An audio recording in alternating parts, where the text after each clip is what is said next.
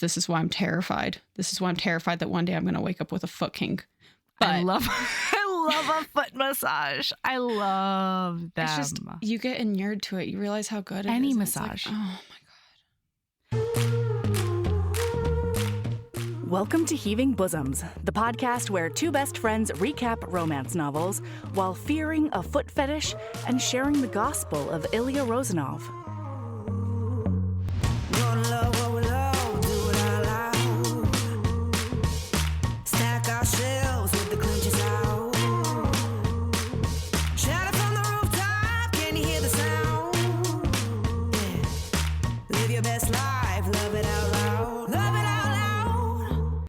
Hey HBs, it's the first week of our little break.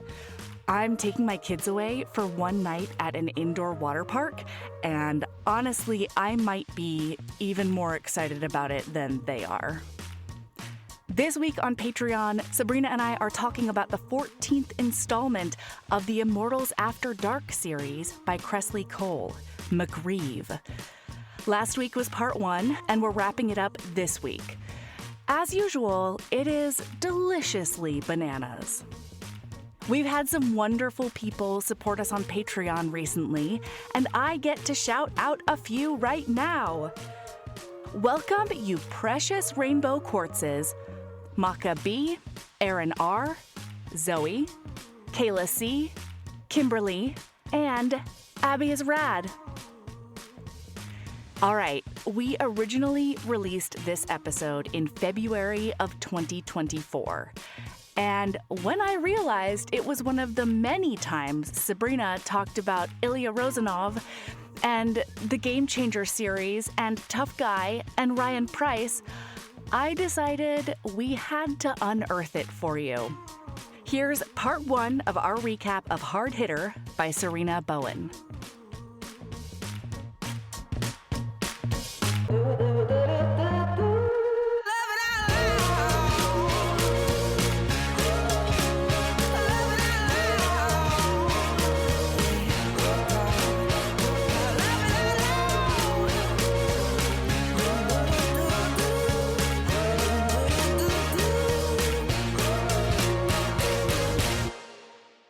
I almost forgot how to do that. Hi, Sabrina. Wow, it's almost like after how many years you would think you'd remember how to start a record. You'd think, wouldn't ya? Except here we are. Okay, hey, I understand why you broke your rule for this book. Okay, so to be clear, this is my third time because Mariana and I, one of my TBR co-hosts, have been on a full Sarina Bowen reread for a couple of years. Like, we don't do it consistently or regularly, but we're slowly making our way through all of Sarina Bowen again. These are things I understand. Yeah. Yeah, because I realized I knew that we had read a Sarina Bowen for the podcast before. You read the book that comes after this. No, the book that comes after that. Oh, yes. Because this next one is comes after Lauren this, and Beacon. And that is the one that I have wanted to read since we read Brooklyn Air. I'm going to be dropping all sorts of random shit into here because I have so much knowledge. You have an encyclopedic knowledge. About this. Whoa. Do we know who ends up with Castro? No. Castro has to have a book at some point. Somebody. He literally says, wait, who left their dick in a coffee maker in this book? I need his book. I can't remember.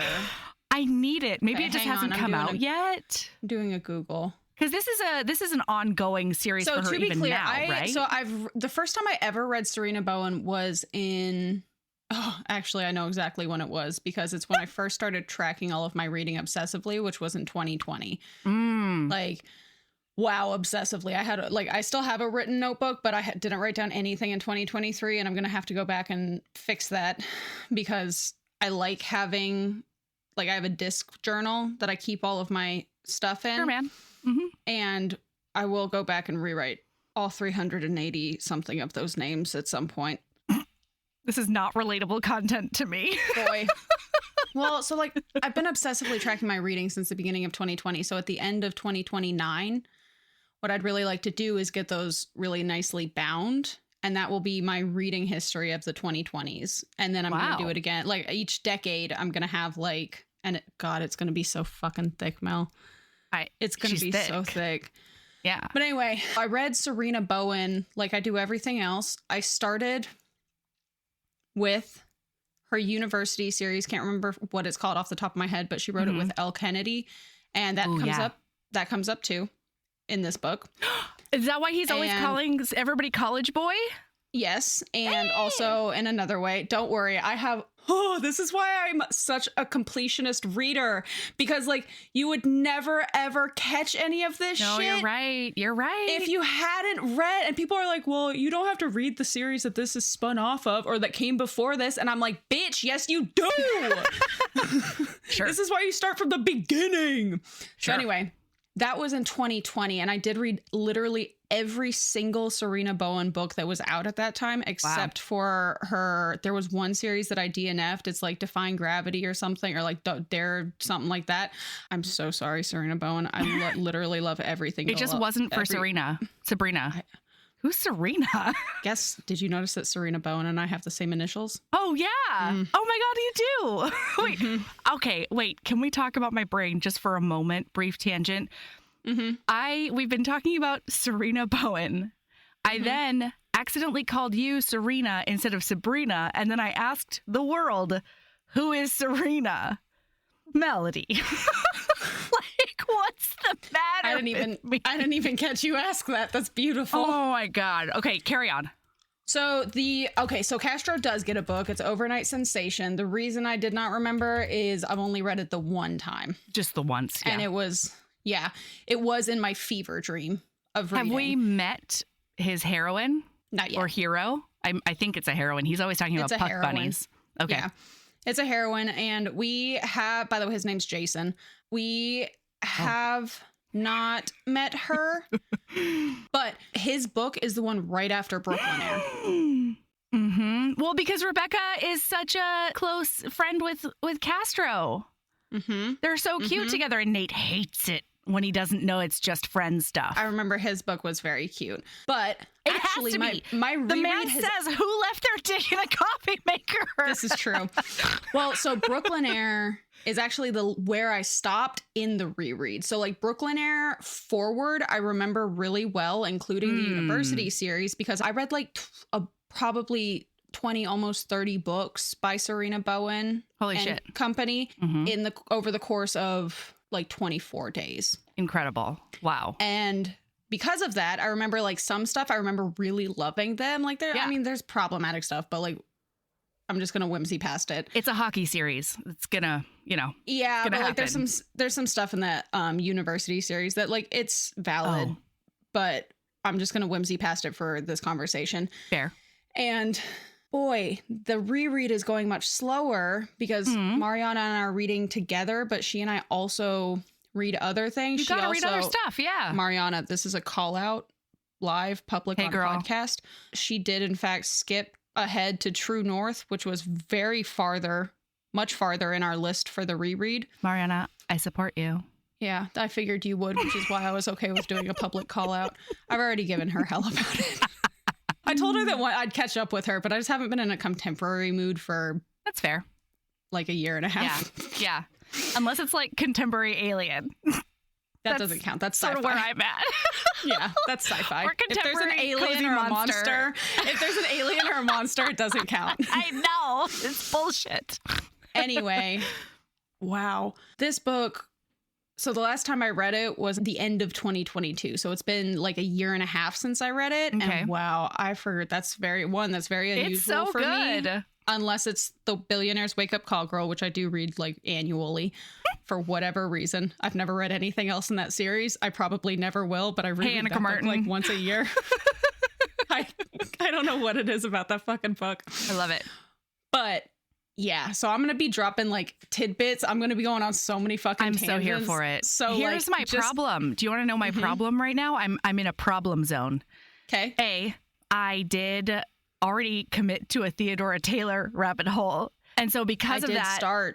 my library. I started the very first in this Nice. series Nice. that we talked. But because of that, my library's like, you have to wait until February, bitch.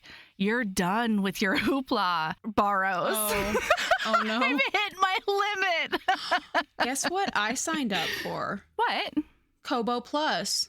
Oh, yeah, I've heard that's good. Yeah, it's like $9.99 for, I don't know if it's unlimited audiobooks. I think it is, but it's like, if they're a part of it, then it's unlimited. That's why I'm reading Theodora Taylor, is her books are on Kobo Plus.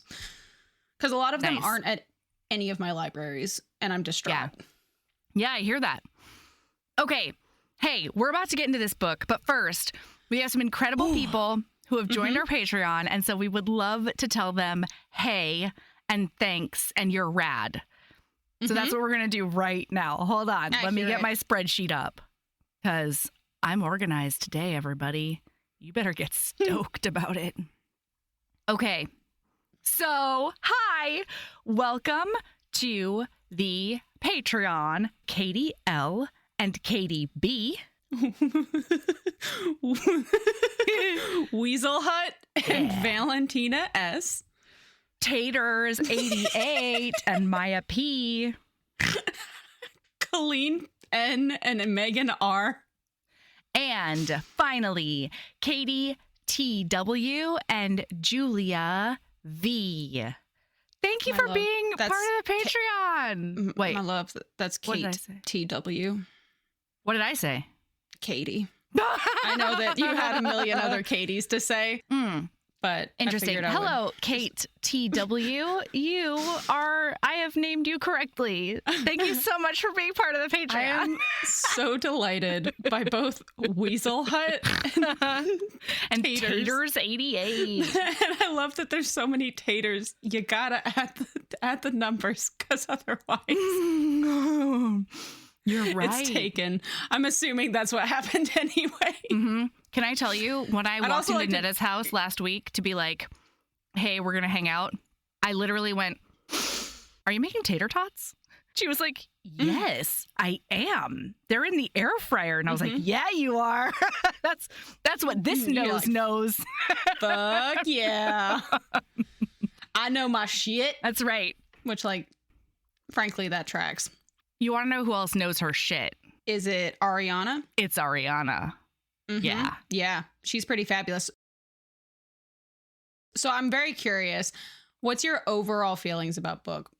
Love book. Okay, cool. Big fan of book. Listened to it twice since yesterday.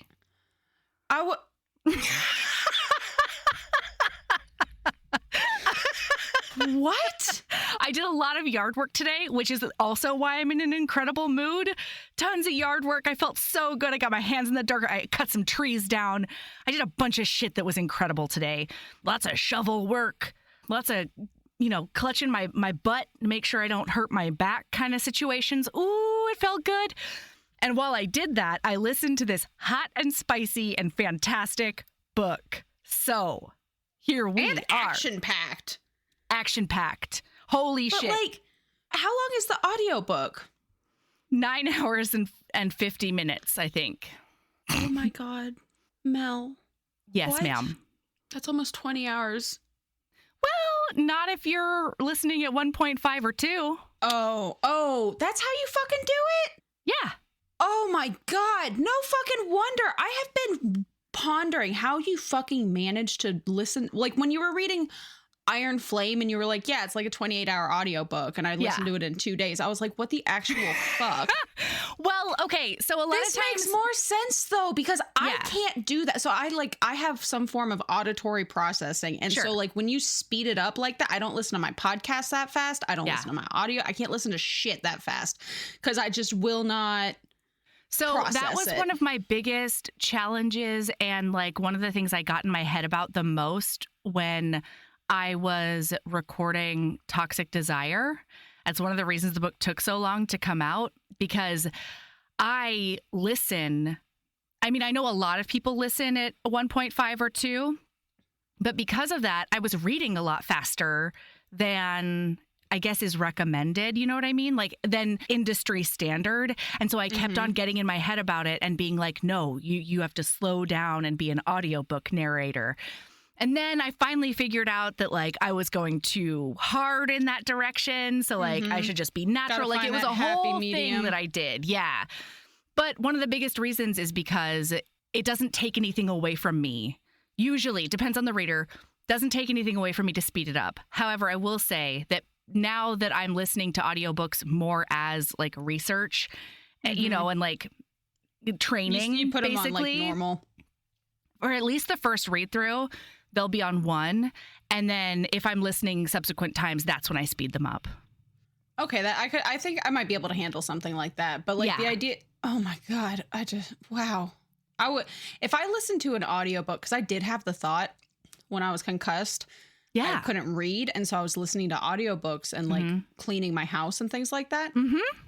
And wow, I forgot how much I enjoy an audiobook because I can like be up and about and doing things. Hell yeah. But also like I can tear up my whole yard. Because I started His Pretend Baby on audio for that reason. And then when I was trying to take notes while listening, it just didn't work. So I read it. It's tough. Like, yeah. So I went back to an audiobook that was whatever, because I knew we were going to be recording in a couple of days. And so like I just went back and read it the day before we recorded or something. Well, see, and that's why I normally listen to books for the podcast multiple times, even if like I don't especially enjoy them, because it is really hard to like stop and take my gloves off or whatever I need to do to like make a note about what happened in chapter 15.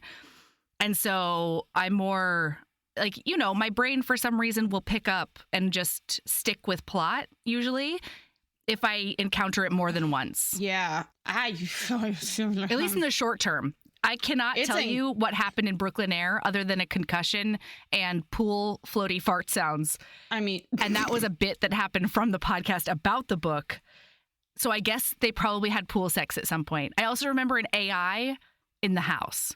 I also remember that I didn't like his decor. Okay, maybe I remember more about the book than I thought I did. Yeah, I'm sitting here, I'm like, there's a couple.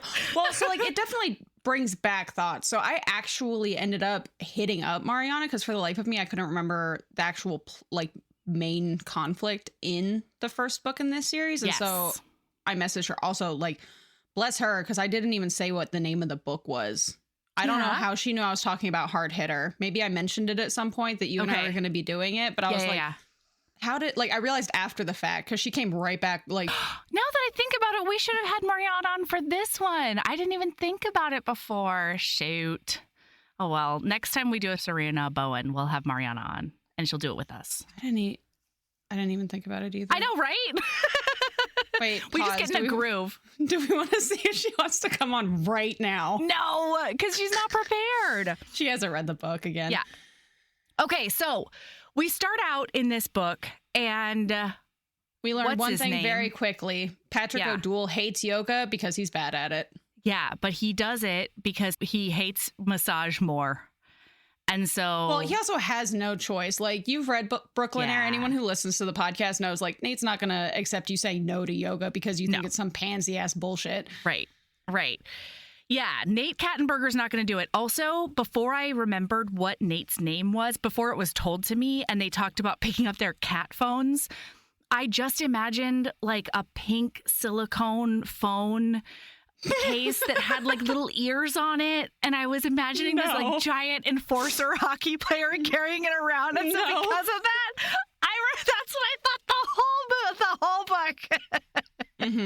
It was incredible. It was highly recommend. Well, so he also has decided that he doesn't mind yoga though, because the hottie McHottie at the front of the room. Hot stuff is up there. And listening to her instructions, because this is also when we learn about the dread that he feels about getting on the ice. Like, oof. Yeah, because he's the enforcer for the Brooklyn Bruisers, which means that although he's not like a true enforcer in that he has no other skills, like he's a really good defensive person. He makes shots like more than a lot of other enforcers in the he's NHL. Good at the puck ball. He's doing puck stuff all over the place. And it's at an elite status, I've heard. And so he's the one who like throws off his gloves and beats the fuck out of whoever needs to be beaten the fuck out of because hockey, ? I still don't really understand the fighting culture in hockey, but I also don't know that I ever will. So I'm not going to spend time on it. I'm a pacifist, so I know for a fact that I'm just never going to get it. Yeah. I like that a lot of hockey is moving away from that, though, because traumatic brain injuries are real. Well, Nate, that comes up later in the book because Nate's like, I need you to stop fighting. I need you to be healthy. Mm-hmm. We need you healthy more than anything else, Nate says. Thank goodness. Mm-hmm. Yeah. So she does then ambush him, though, when he's struggling in child's pose. And she's like, hey, so you're making me look bad by skipping all of your massage therapy appointments, which like, what the fuck, dude? But also like, can you fix this? Do you know how much I would fucking kill? I know we talked about this at the watch party, but do you know how much I would fucking kill to be able to just go get a massage 5 days out of the week? I mean, yes, I do, because I'm wondering if it pales in comparison to how much I would kill to have that. Like, literally Monday, I'm calling my local spa. Yeah, just to get prices. How much a massage is, because I've decided that, you know what, I deserve that. I'm turning 30. I should be able to get a massage. One of my favorite things to do, if I want one. Yeah, one of my favorite things to do in my younger days before kids was I signed up to be a secret shopper specifically for massage envies. And so like if the call would go out, I would be like, I can leave right now on a Wednesday. Yes, I will go secret shop that massage envy 30 minutes away. Life hack. That's the best life hack I've ever heard in my entire life. I would drive a lot farther than 30 minutes for a free massage. I mean, I did also. Yeah. Yeah. But now that I can't just like drop fucking everything, I can't really do it anymore and it sucks. Yeah. But yeah, I used to do shit like that to get massages. I can't think of a single place that would be within driving distance for me that I could do secret shopping at for massages. I know. And now I'm distraught. I'm going to move so that I can do that. Yeah, right? Bye. Sell my house. This book was a really interesting reading experience for me because I have not gotten a massage since before pandemic, partially because of my pregnancy, partially because of like, you know, saving money here so I can spend it there. And then, of course, pandemic and all the bullshit, right? Because, listener, these descriptions are so vivid and lush and it's almost a tactile experience reading these descriptions of massage and yoga. I found out in my yard when she would be like, all right, let's take a deep breath in. And like when she led a yoga thing for a minute, like I dropped my shovel and I just did it real quick. It was so fun. I used to regularly do yoga and this made me go, I think I'm going to start doing that again. Yeah, right. Like it's just so nuts. So, because what I used to do, probably I stopped doing it maybe, I couldn't even tell you, but it was in my last place that I lived. Every day when I got home from work, I would, before I did anything else, I would go do yoga for like 10 or 15 minutes. And it was just such a nice transition from work brain to home brain. Hell yeah. Hell yeah. And I think I'm going to start doing that again because like... It's also a really good way to relax before bed too, like doing a restorative... like a quick 10 minute. Yeah, because people who do yoga in the morning, I don't understand. I'm already struggling to stay awake and yoga makes me so fucking relaxed. I would fucking lay back at the very end of it. And I can't think of the name of it because it's been so long since I've done yoga. But like I would lay back and just like, I'd lay back in that and then I'd miss work because I would just fall asleep on that yoga. I hear that. Yeah. Okay, I'm so sorry. So he's in a yoga session with the rest of the team and the owner and like the management team and everything. And the reason that Sabrina brought up the dread earlier, the dread about him going on the ice, is because he enjoys yoga and these sessions in particular because it's one way to distract his brain away from like the dread and wanting to like over prep for whatever enforcer he's going to face that night. So when she comes over, she verbally corrects his posture because she found that he gets like more tense and weird if she touches him to adjust his posture. And she's like, hey, also, you're making me look really bad by not showing up to any of my massage sessions. And like, we can get you a different therapist. Like, whatever the issue is, we can find a solution. And he's like, no, I'll totally be there. I promise. Some Boy Scout times now. She's like, okay. Because at one point he hurt his wrist this season, but now he's got like low grade pain in his hip flexor.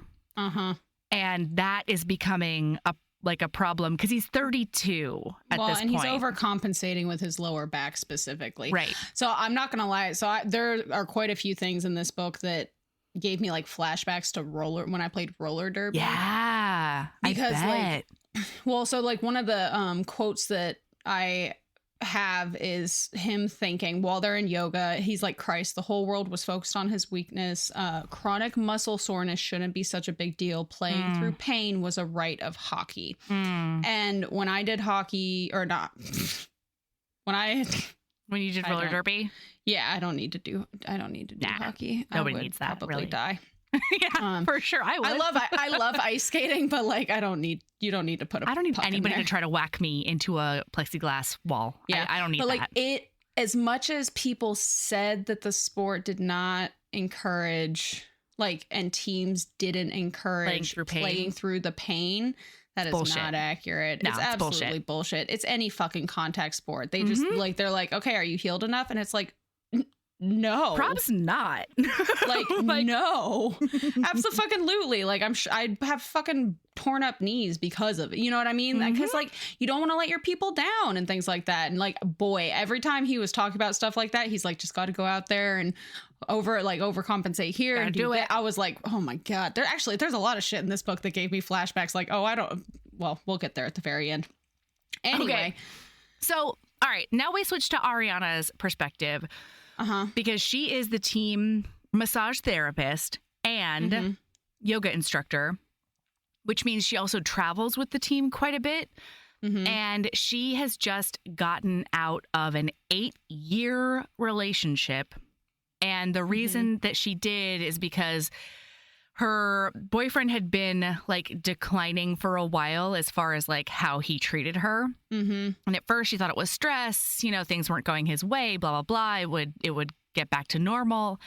But finally, especially when she started traveling more with the team, he started being like, where the fuck have you been? You're a slut who's cheating on me and all the business. And she finally got so sick of it that one night she was just like, no. And like, if you think that, then like, why are you still with me? And then it got physical and he like pushed her down the stairs. Yeah, like he pushed her near the stairs. She slipped. And then what stopped her fall was her foot getting caught in the balustrade of the stairs. And so her ankle broke. Yeah. And thankfully, that was the last straw for her, and she was able to extricate herself safely from the relationship at that point. Yeah. But this was 6 weeks ago at this point. Yeah. And so she moved all his stuff into the basement, and she was like, you don't live here anymore, but you need to get your shit out. She got the locks changed, and she was like, and she's only talking to him through email. She won't answer his phone call. She's That's right. Fuck you, dude. That's right. Get your shit. We're done. And her adorable tenant, Maddie, just like hollers out the window at him all the time. She's like, get the fuck out of here, asshole. Yeah, she's a flight attendant, and I kind of want her to be with a bruiser, but I don't think that's going to happen. No. Who knows? Yeah. Not that I've ever seen. It's fine. But anyway, so by the way, this is also the first time. So after the game, they win. And turns out this was Leo's friend. Nope, not yet. We do meet Leo and Trevi, though. Nope. Yes. Leo Trevi's the same person. Leo Trevi is his name. Georgian Leo. They are from the book before this. Yes. And it's actually a second chance romance. They met and fell in love in either, like, they were in high school and fell in love together. And then right before he's going off to college, trigger warning, she has a really bad sexual assault. Oh, and then that's why? And they end up breaking up. Yeah, she breaks up with him. Well, not because of that. They stay together past it, but then she's so sick of everybody treating her like a fragile little flower. And she just wants a fresh start when she goes to college. This is like mid-spring when they break up. And he's trying to take care of her, but she's like, I don't need you to take care of me. I need you to fucking treat me like you've always treated me. Like you, every time you are too sweet to me, it reminds me me that I'm a victim. It makes me feel like a victim. And I need a fresh start. And so then they end up getting back together because her dad is the team coach and she works for the Bruisers. And of course, Leo gets signed. Yes. So that's their whole story. And their whole thing is like, well, I can't be with you because why would you like, oh no, we work. But now they're getting married. It's fine. Oh yeah. Now they're getting married. Mm-hmm. Oh, by the way, one more thing. Yes. This is that time. Hartley, his friend who's on the opposite team that lost, brings them over cookies. He and Callahan are the first book in the University series. Okay. And they meet because they're both in wheelchairs. Okay. And so they're in the handy capable quarters in one of the buildings, and they're across from the hall from each other. So it's a college romance, and it's just super cute because like it's just so cute. And she has a issue that will never be fixed. Like it can only maybe get a little better. And then he can recover from his injury. It's a temporary injury. And so obviously he's playing hockey again.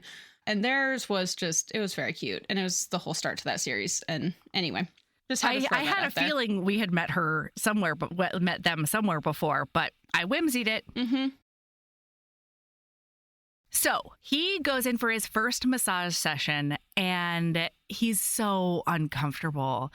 And at first she thought that the reason that he would get more tense when she would correct his postures was because he didn't want to be corrected by a woman.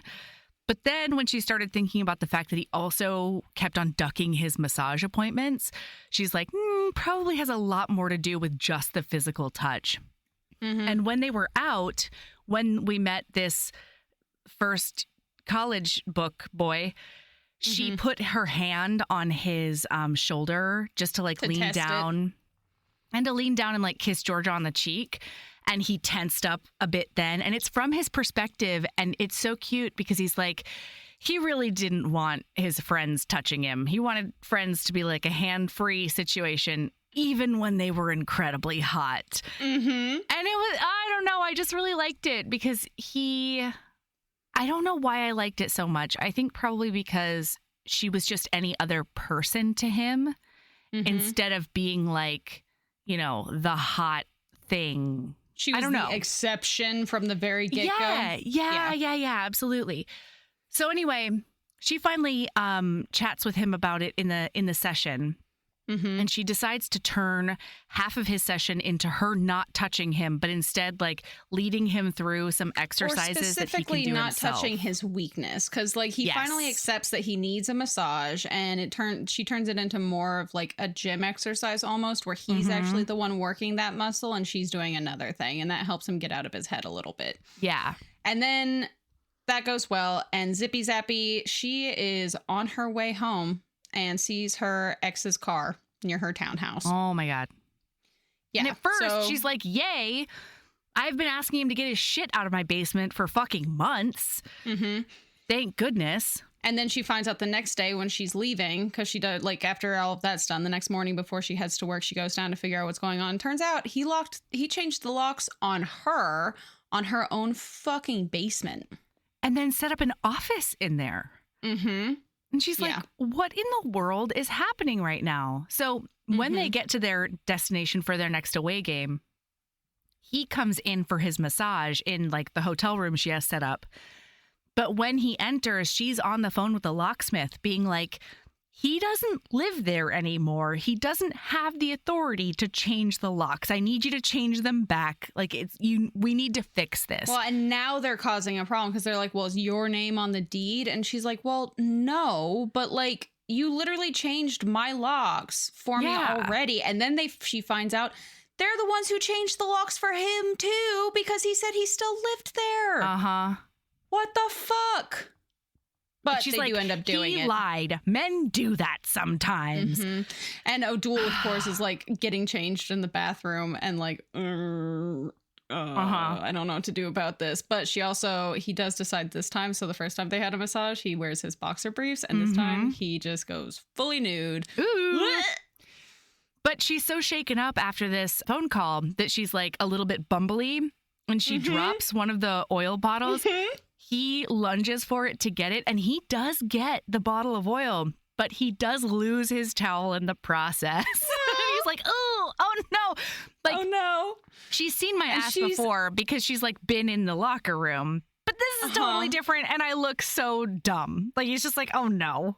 Yeah. So then they do have their massage, and there was a really touching moment where she's like, so he's explaining why he fights, and it's to protect his people, to change the mood of the game on all of these reasons. And then she says, but who protects you?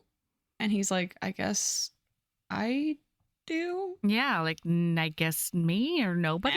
I guess I don't know. But then by the end of the massage, he is so relaxed that he has a hard-on laying down on this massage bed. He pops a boner. And she's like, okay, you can roll over now. And he's like, or I could leave. Goodbye.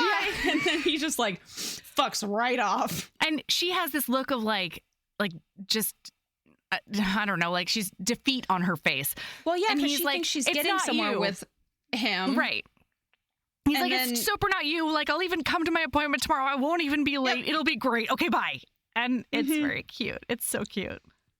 Yeah. And so then there's next game time, and there's this dumb fucking punk kid who wants to fight him instead of the enforcer. And O'Doul tries to talk him out of it. Yes. And this is when we find out that O'Doul, we already know this in theory, but we find out especially that O'Doul just really fucking hates this. Like, Yeah. it is so vivid because he knows the minute he punched that dumb punk that he broke his jaw. He could felt feel the it. pop of his jaw. And like, how fucking awful. He feels And so responsible for And like so- maiming this kid. He didn't want to.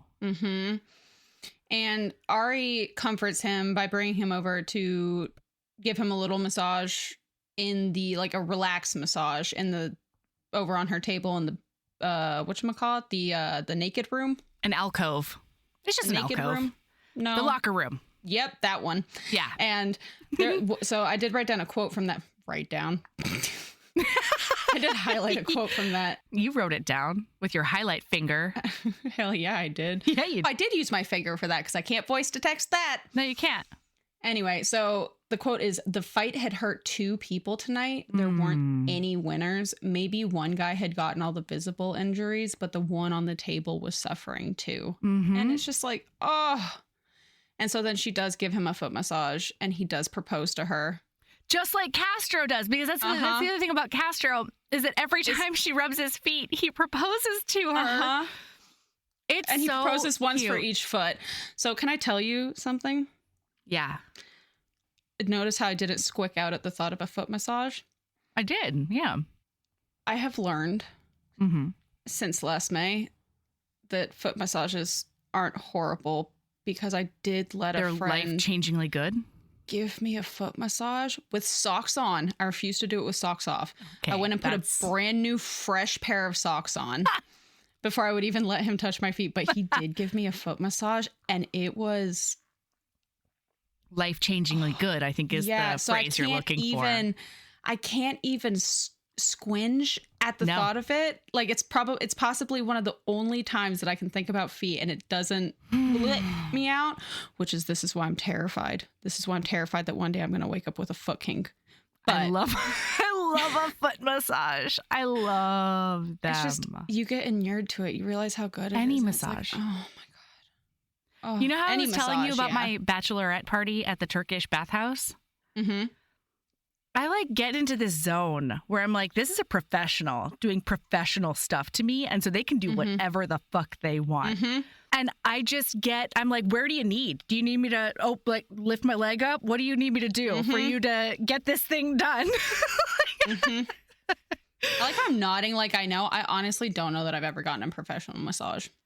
Oh my God, it's one of my favorite things in the land, in the universe. God, I love a massage. And turns out I love an exfoliate from a Turkish bathhouse too, because it's kind of like a massage, except grittier, you know? Ooh, Yeah.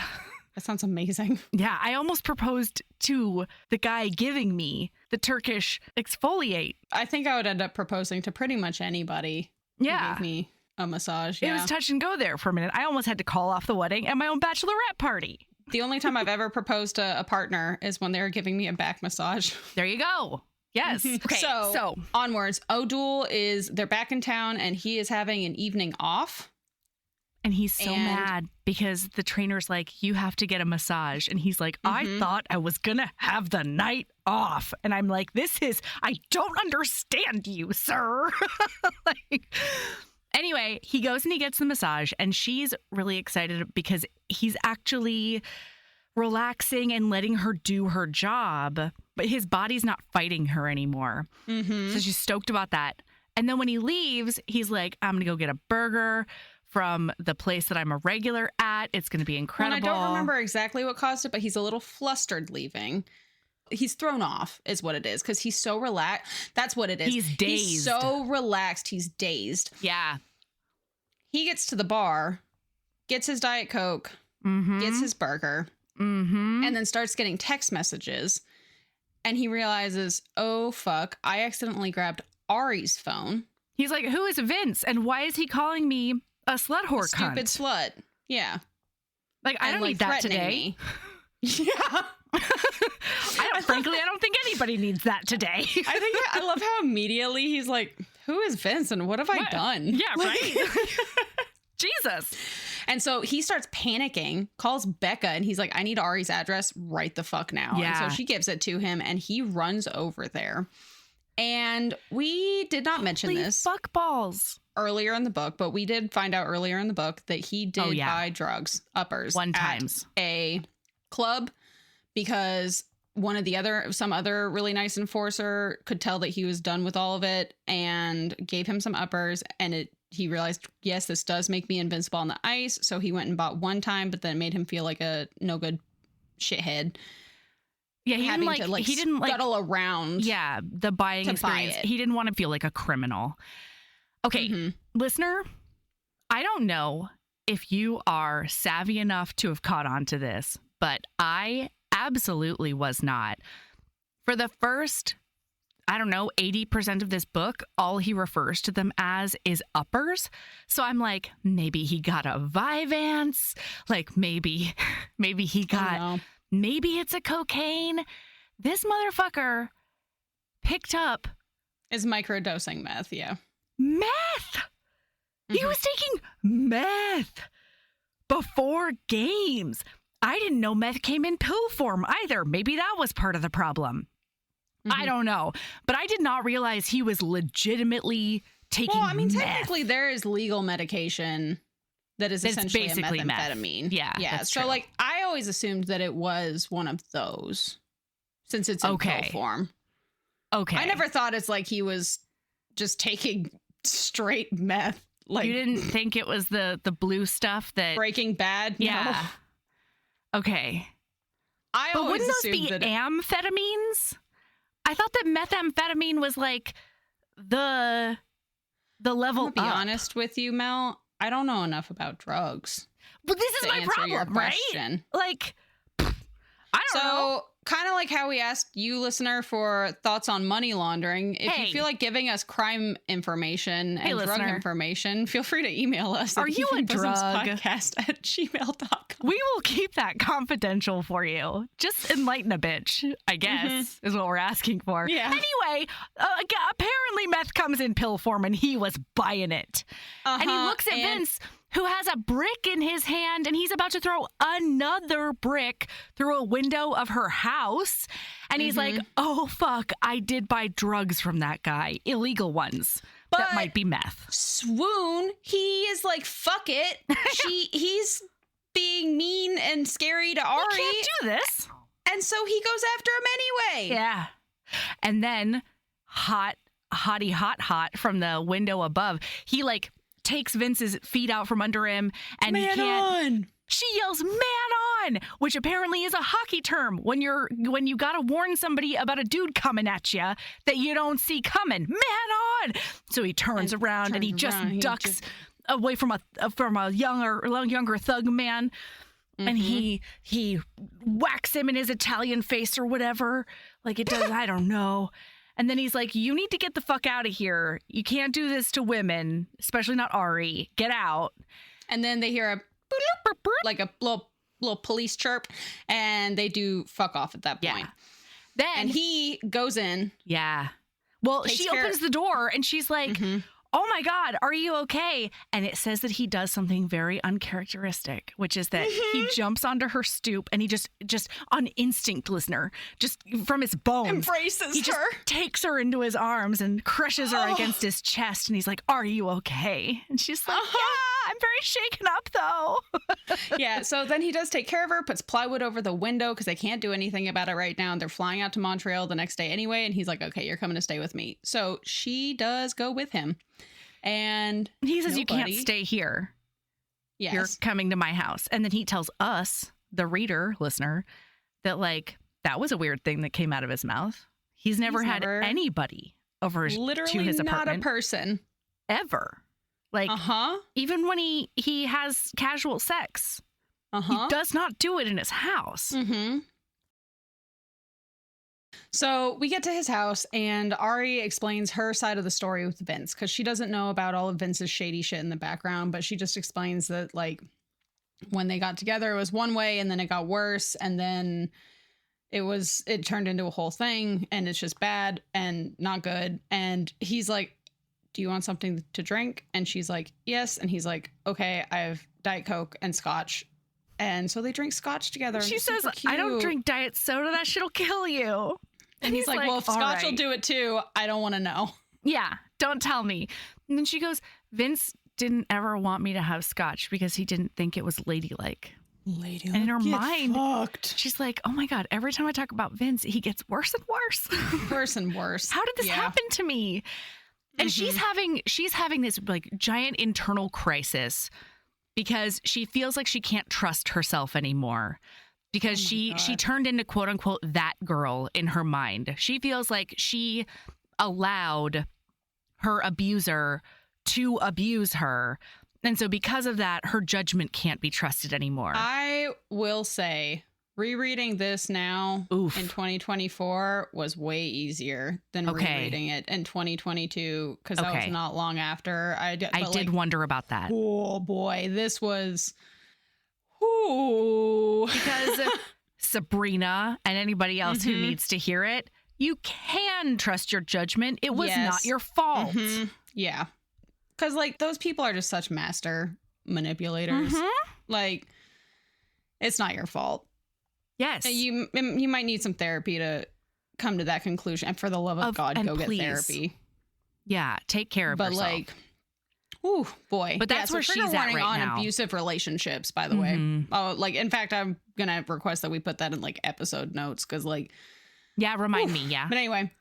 But there was just this, like, super cute moment where he's like, okay, I'll make up that, because it's a loft. This is not, like, it's all one room. It's a studio loft. It's like ginormous. It's like the size of a fucking baseball field. What? Anyway.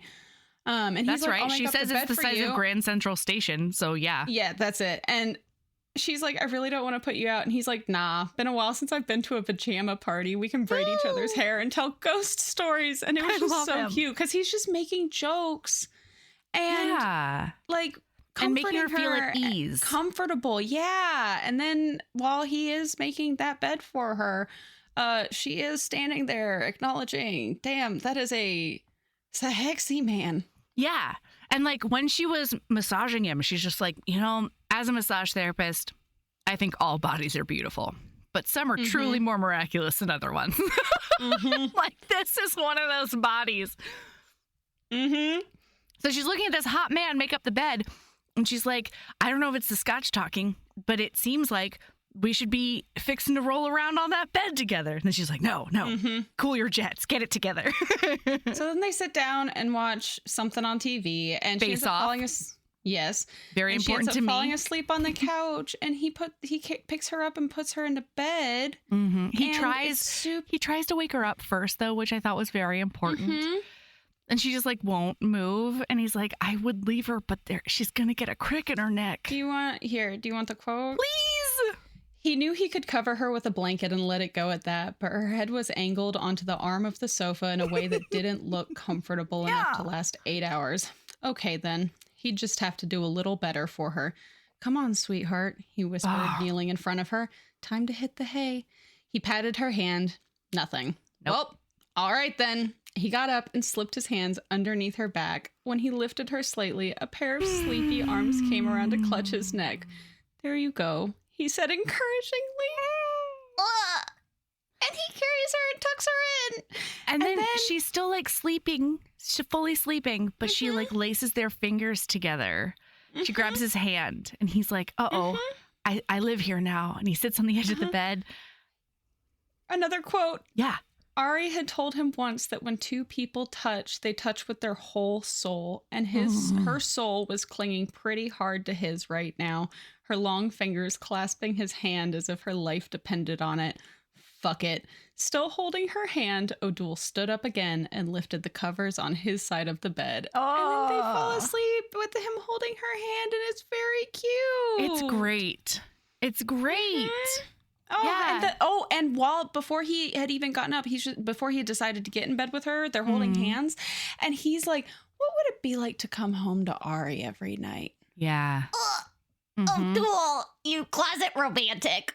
He is, and he's like, I've never even thought shit like this. I'm a loner. I like being a loner, but there's something about her that, like, I don't know. Maybe she should stick around for a while. And one of my favorite things about her as a character, you reading the part where she says that when you touch, like, not just your bodies are touching, but like your souls are touching. When they were in that appointment, that was her way of like validating his feelings and his discomfort, you know, because she was like, no, I completely understand whether you're clothed or not. You are offering me an incredible amount of trust every single time you get on my table. And I don't take that for granted. And I don't know, it just made me, I just love them. Yeah, they're so good together. Yeah. So then they go to Montreal, they play hockey, they win or lose, who knows? And I feel like then they come back, right? Well, and this is when we find out part of the reason that Ari stayed with Vince so long. So one of her comments, she's talking to Georgia about it. And one of the comments is that it's like a frog in boiling water, a relationship like that. Which is a myth, but yeah. Yeah. But is it? Yeah, it's not. The frog will definitely jump out. I feel like my whole life is a lie. I know. Anyway.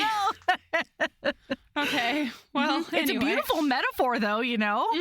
Let's keep metaphoring it up. We're just going to keep it. Yeah. Whimsy.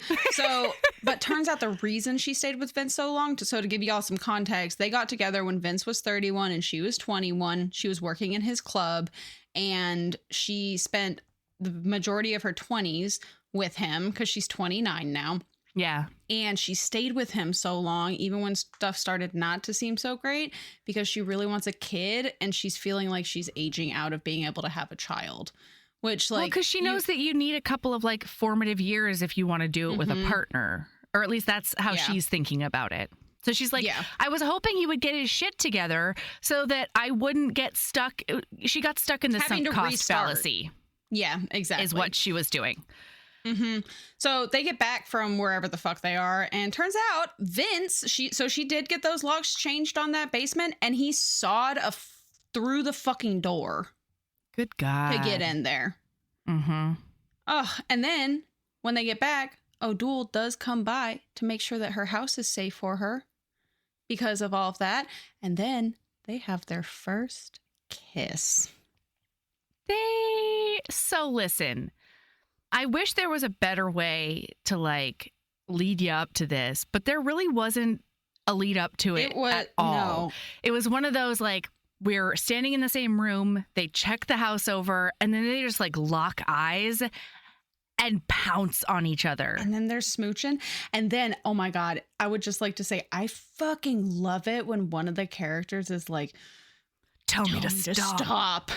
And then like no response. And then they say it again and they still don't say it. And then guess what, friends? It's on TM. It is so on out of TM. Fucking left field.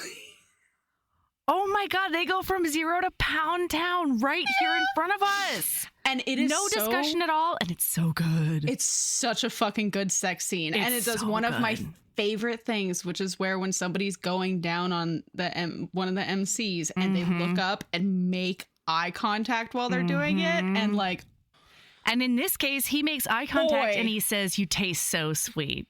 I'm never going to get enough of you." Wow. It was good. And right before this, okay, and he keeps on like visually checking in with her, like making eye contact to be like, have we gone too far? Are you still like in it to win it? And then she keeps climbing him like a tree. Yeah. And it's just...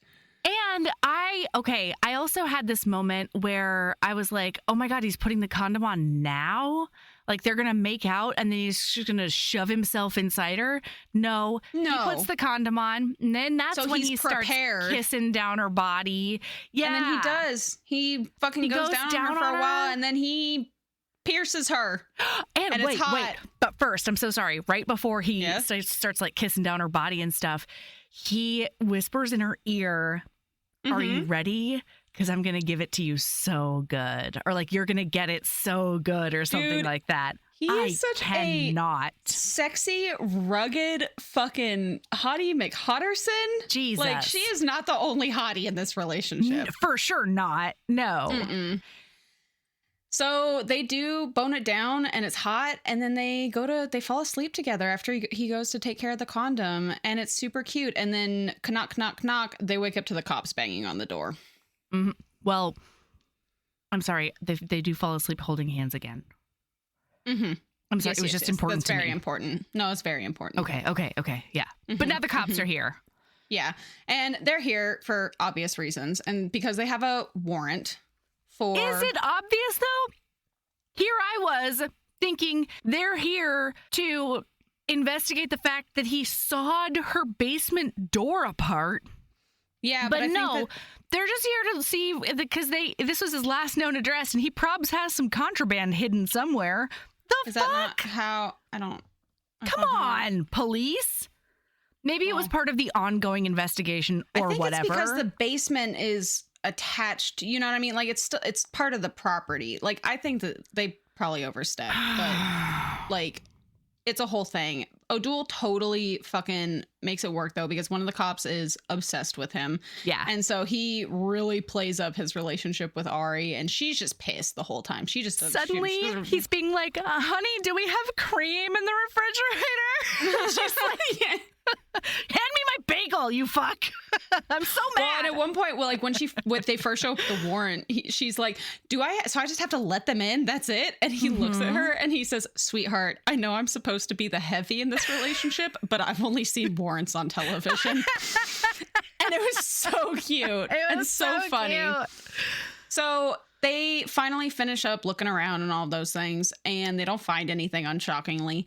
And then they go to work, and somebody on the team tries essentially to be like, "O'Doul, I think you should not fight tomorrow and let somebody else take it." But he's like, no, because he has it in his head that he's the enforcer and he has all of this experience. And so he has to do it to keep his people safe.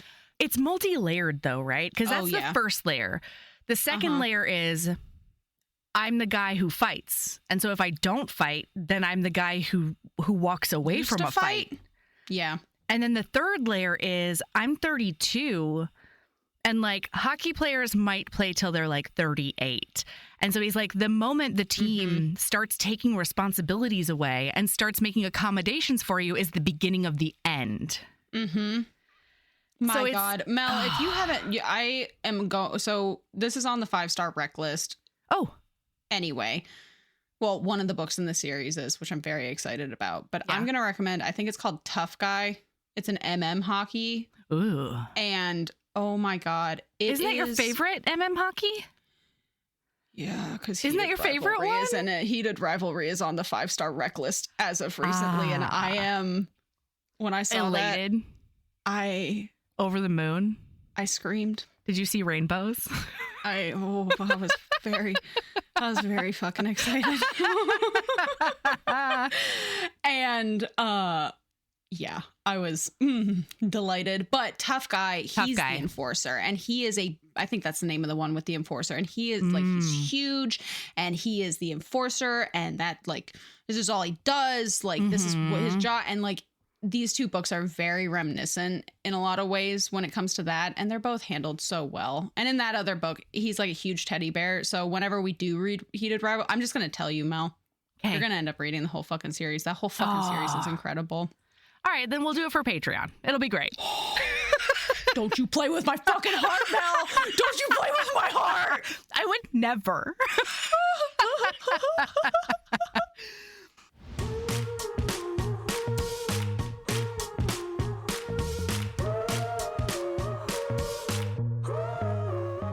That's where we're going to stop for today.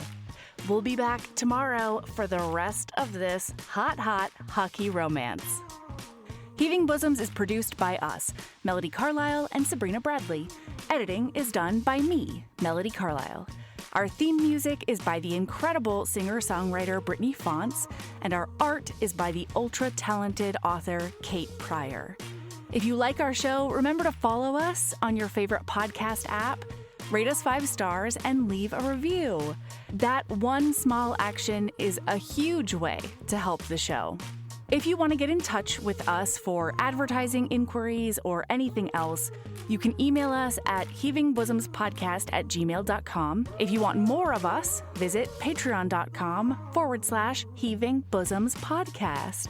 You can also find us on Instagram at Heaving Bosoms, on TikTok at Heaving_Bosoms, and in our Facebook group, the Heaving Bosoms Geriatric Friendship Cult. See you tomorrow.